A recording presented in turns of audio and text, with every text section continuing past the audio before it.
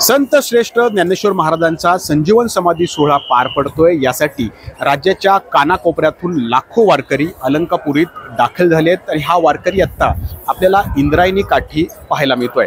वारकरी अलंकापुरीत आला की तो इंद्रायणी नदीत आधी पवित्र स्नान करतो, मगच माऊलींच्या चरणी माथा टेकवण्यासाठी मुख्य मंदिराकडे मार्गस्थ होत असतो।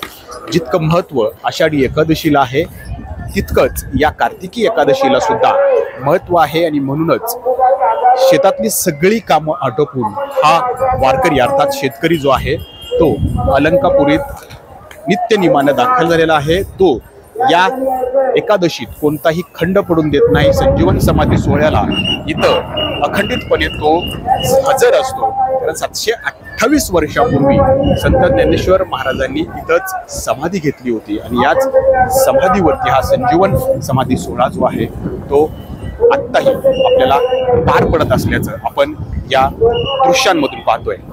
2-3 महिन्यापूर्वीच अवकाळी पावसानं या शेतकऱ्यांचं कंबरड मोडलेलं होतं, मोठं नुकसान या शेतकऱ्यांना झेलावं लागलं होतं। परंतु सगळं दुःख बाजूला सारून हा वारकरी संप्रदाय जो आहे तो संत ज्ञानेश्वर महाराजांच्या संजीवन समाधी सोहळ्यासाठी अलंकापुरीत दाखल झाल्याचं आपल्याला पाहायला मिळतोय। तो माऊलींच्या चरणी माथा टेकवतोय आणि जे संकट त्यांच्यावरती आलंय त्या संकटातून मुक्त करण्याचं साकडंही घालतोय। नाजिमुल्ला, एबीपी माझा, आळंदी, पुणे। एबीपी माझा, उघडा डोळे बघा नीट।